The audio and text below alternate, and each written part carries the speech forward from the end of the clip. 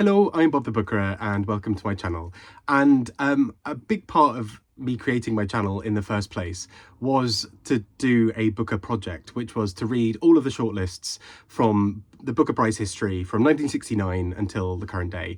And I keep on being distracted, essentially. So this is the first one of these in a little while, but I am very close to the end now. The weird thing actually is because I've read them really out of order, and I haven't sort of been as committed to sort of being like, right, we're going to read all of this year in one go, has meant that I'm now at the stage where there are a few books where if I finish them, I've finished all of the books from that year now, instead of it being, so I've got about 20-ish, under that really, books left. And that really is almost just under 20 years of Booker, because they're often in most shortlists I've got one left to read.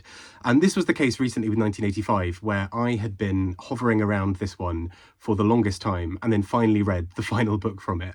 And so now, after all of this, I am able to talk about the 1985 Booker Prize 40 years on, now that we're in the 2025 Booker Prize season. And it's interesting, again, looking back at some of these, particularly in the context of having just had the shortlist for the 2025 one, and thinking about what books will stand the test of time, to look back 40 years and see which of these books have. And actually, interestingly, many of the books that we'll be talking about are from authors who have gone on to have quite big literary careers. Some of them are maybe less known, but are here all together in this prize. So let's get talking a bit about them. And I'm going to start from the winner and then go alphabetically for all of the rest of them. So we start with the winner, Keri Hulme with The Bone People.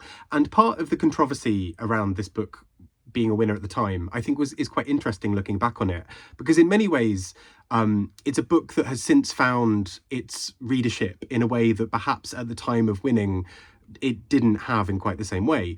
There were various people at the time who were outraged that this book had won because of the depictions of violence that take place in the book, and they are quite hard to stomach. It's a book that is a bit of a gut punch in many ways, and because there are other reasons that make this quite a distinctive winner. Somehow it took until 1985, from the book prize starting in 69, for there to be a debut author winning the prize, Keri Hulme being the first, which seems staggering looking back now. It was also a small press. She was also the first New Zealander to win, and because she is of partially, I think, from her mother's side, of Maori descent, she was, I think, potentially the first Indigenous winner.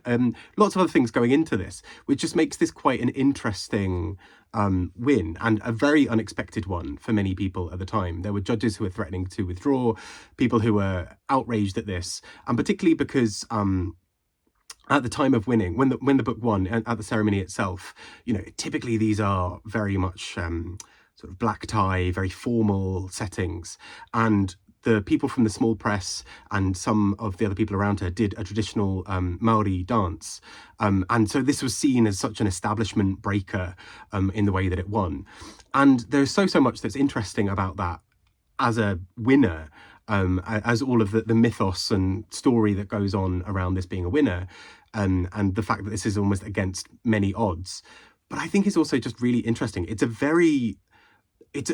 really unexplainable experience reading this book, because parts of this are incredibly brutal and horrific and difficult to stomach, and it also has this very fable-like way of being told. In many ways, this book leans on oral traditions of Maori and other people, and so this feels like very much against the grain of the kinds of stories that you'd expect. Typically, a lot of the winners around this time would be these sweeping historical novels, particularly ones that dealt with the war or with empire in a specific way.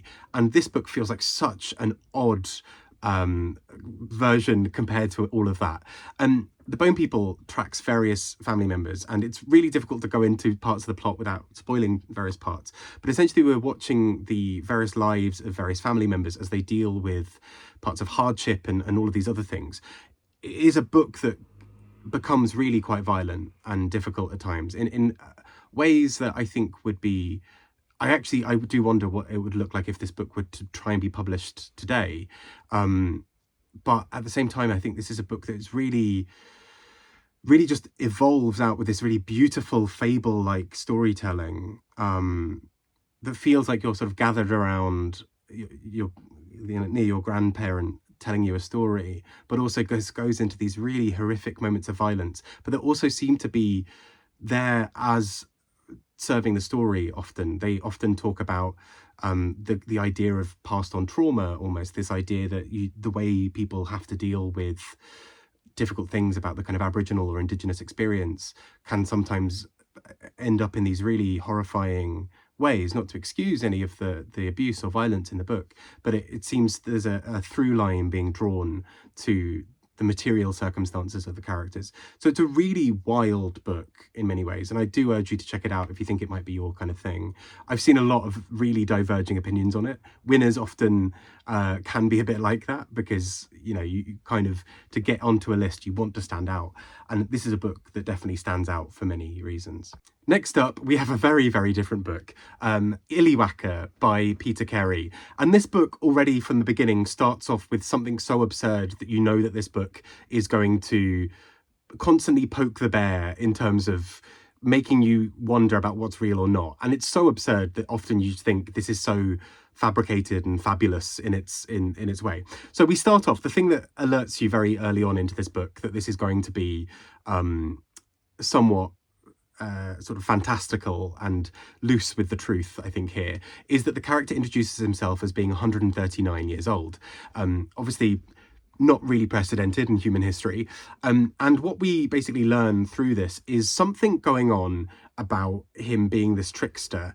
A large part of him trying to pass himself off as this character is about scams and wheeling and dealing and all of that kind of thing. And it's absurd. Keri's books are often very funny. I've only read the ones that he's had shortlisted for the Booker, but there were a fair few. And this is before he then went on to go and win the Booker twice. And his books often, I find, combine this level of utter absurdity and silliness with something really quite tragic going on underneath. The idea that this man has to sort of pretend to be 139 years old and is trying to carry off all of these tricks and things is all really because something else a little bit more sinister really is going on underneath things in this book. And it's quite a thick book. It's about 600 pages, and yeah, it's this really quite funny and silly book that just takes you through essentially a life of somebody who is constantly trying to get the last laugh. There's almost a plot in there that's kind of a mystery to try and work out something in there. He is constantly pulling off scams. We regularly feel as the reader that we are part of the biggest scam of all of them, really, which is that none of this might be true. But really there's something going on where you kind of root for this person almost, at least I found, where you find him objectionable as a character. You think that none of what you're being presented with is true or bears any significance, but actually there's something going on underneath it that is just really fun and silly. I really enjoyed this a lot more than I thought I would. It is utterly bizarre, and it's wild to have sort of 600 pages of basically being presented with something that is not true. But there's something also just really appealing about it. And I see why this is on the list. It's a very specific type of humour, but one that kind of tickled me a little bit as we went. Next up, a very different book in many ways as well, but also with that same level of absurdity. The Battle of Pollocks Crossing by J.L. Carr. And this comes 5 years after he was shortlisted for A Month in the Country, a book that has had its own resurgence in the last couple of years as this very slim volume of, I think, under 100 pages with a lot going on in it. And I think J.L. Carr is very good at this short, pithy novel that just gets to the point of what he's trying to achieve, but is often conveyed in the silences of this book. This book is maybe a little bit more absurd, maybe a little bit more fabulous in some ways, but it involves a man who moves from Bradford in the UK to, I think it's Dakota? Yes, in South Dakota, in basically a place in the middle of nowhere. It's a little bit sort of Dust Bowl in some ways. It is just this area that's slightly remote, and he essentially just goes about trying to live a life there and to be working in this sort of academic field. And what basically haunts or follows this character, I guess, for most of the novel is a sense of just an absurdity of life. He wasn't massively happy back home, and kind of there were reasons for him to sort of move. He moves, not really much is happening, and in many ways he just navigates through a life that is quite dull and everyday. He falls in love with people, he is quashed by that, in those endeavours. Lots of other things happen to him, and in many ways he kind of ends the novel not really having changed, but having changed somewhat. And so there's a sense that this book is being presented as a sort of futility of life or futility of things, but told with this odd offbeat humour that is in some ways trying to look at Britain versus the US and the different cultural aspects of those things and the different senses of humour or the different work culture. And it seems to be making some point about that, but ultimately it's a bit of a book of an everyday man where nothing much happens, and then something big happens, but then not much happens there either, and he returns home and not much has happened. And part of the absurdity and joy of the novel is reading a book where in many ways we are looking at the mundanity of life, and I found something really quite captivating in the midst of that. It's quite a funny book, whilst also just having this little layer of tragedy in it at the same time. Next up, we have The Good Terrorist by Doris Lessing, and in many ways continuing a bit of a theme with this shortlist.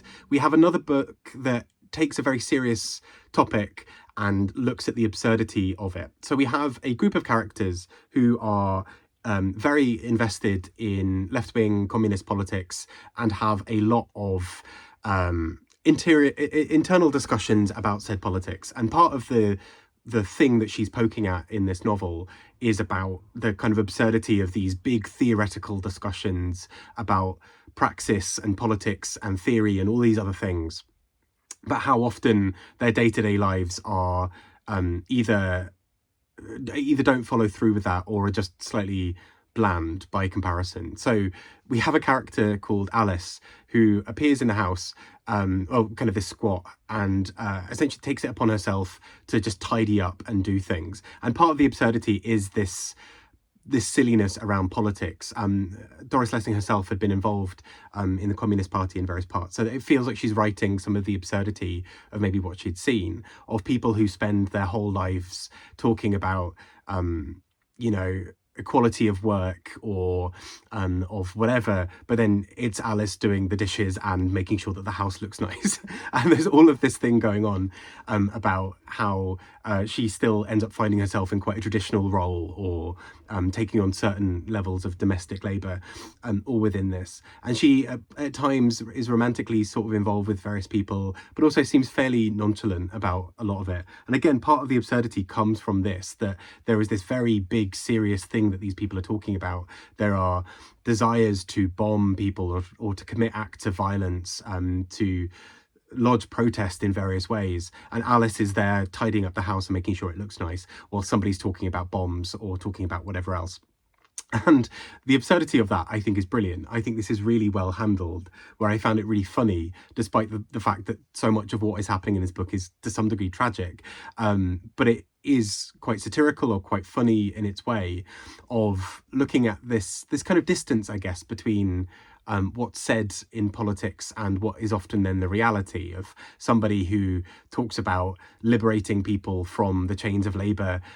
Meanwhile, somebody has to do the dishes, and somebody has to make the place look nice while all this other stuff is happening. So this is just a really funny book, but there are these moments that are really quite tense and quite difficult about what's going on here, and yet Doris Lessing sort of skates around them and pokes fun at them and really explores the absurdity of that in so many brilliant ways. And I just thought this was really utterly enjoyable, given the subject matter that should not be a funny book at all. Next up, we have The Last Letters from Have by Jan Morris. And this book, I think, is a really odd addition to the shortlist, partly because I don't think we've really seen any other books like this in the book of history. But it's a wild and interesting book for several reasons. So Jan Morris, aside from her fiction, it was known more really, I think, for her travel writing.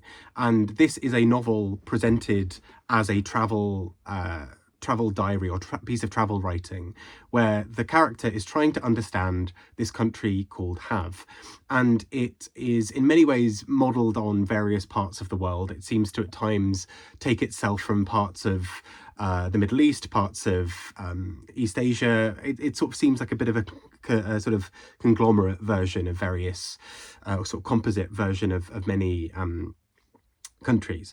But what is interesting is, because this book is being presented as a travel diary, we get this slowly dawning sense of something more sinister happening to the plot, where the travel writer is trying to comment on the customs and the things that seem strange and whatever, and the things that the character doesn't understand and is trying to understand as a travel writer. But we soon start to realize that this travel writer is being caught up in some of this themselves, that there are rituals that they are seeing and trying to understand, but they're maybe being drawn into them themselves. And the whole thing is just really interesting as a novel thing, as a novel form of seeing something that we know is fictional, that is being presented in such a non-fiction way, that is also just utterly fascinating, of Jan Morris doing this very interesting depiction of all of the characters and the ways and the customs, but in a way that also has this slightly Orientalist feel. It's purposely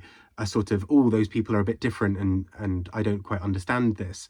And this all starts to form into something bigger as we go, where the novel picks up this travelogue kind of idea and runs with it, where we start to see how maybe the writer is unsure about their own place within this and doesn't necessarily want to get too invested or involved.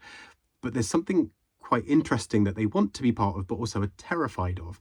And so this book just becomes this really odd thought experiment almost of how you would tell a story about a fictional place, but from this very removed perspective that kind of reads as a novel and as a travelogue and as various other things, but all the while just feels like Jan Morris is sort of smirking in the background as she tries to understand how she can move the little parts and make you follow it. I thought this was really interesting, and kind of not what I was expecting, but a really interesting novel nonetheless. Last but not least, we have someone who is no stranger to the Booker Prize, Iris Murdoch with The Good Apprentice. And in keeping with many of Iris Murdoch's books, particularly her more famous ones, she is a really interesting writer, I think, in the ways that she brings together the form of the novel with discussions of philosophy. And other novels and novelists do this, but there's something very Iris Murdoch about the way that these often thread together, that she will use characters as springboards to develop philosophical theories or ideas. And these are often then very entertaining novels, but that really leave you feeling that something sort of big has changed. The Black Prince, I think, was a fantastic version of this as well. My personal favourite, I think, from her books. But The Good Apprentice starts with this tragic event where somebody gives somebody a sandwich that has hallucinogens in it. They trip out and fall to their death. And so begins a novel where a character is essentially exploring a lot of their sense of guilt for having killed somebody, and for having been part of their death. But really, because of the nature of the world that they're in, this novel, and it's quite a long novel, starts to go into a lot of depth about the various ideas of guilt and accountability and blame and all of these other things. And it starts to really reshape itself around this idea that we are exploring philosophical concepts, both as philosophy that can be discussed and thought through. It can also be seen in the actions of the characters, but it also really starts to lead us into a conversation about what is guilt, what is blame, how can we follow this with a character, what does it look like if that eats you alive, can you ever put that thing down? And so this is something very human that is also dealing with a very theoretical idea around philosophy.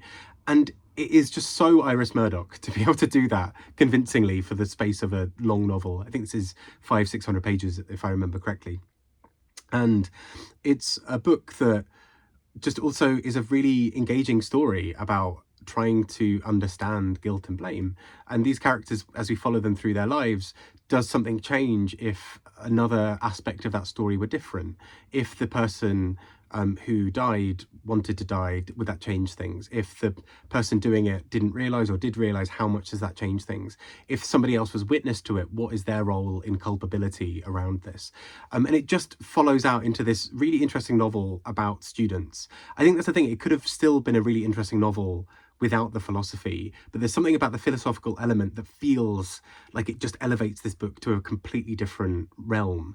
And this is why I love Iris Murdoch. I think she's so adept at doing something like this in a way that nobody else really, nothing else at least that I've read, and I just find her utterly captivating. So yeah, it's a very odd book that in some ways shouldn't work, but with that Murdoch touch, that sort of sprinkle over it, somehow manages to hold together in a really interesting way. So there we go, the 6 books from the 1985 Booker Shortlist. And I think what's so interesting about these all put together is where we see definitely some of the judges' tastes coming together. So there's a lot of absurdity in the humour of this book. Even something like The Good Apprentice, with a death at the beginning of the book, has this odd level of humour to it. There is something like, where are they? Illywhacker or The Battle of Pollocks Crossing that have this real level of absurdity. Doris Lessing's The Good Terrorist has this weird humour to it, where it's utterly strange at just the disjunct between the violence happening elsewhere and her tidying the squat that these people are in.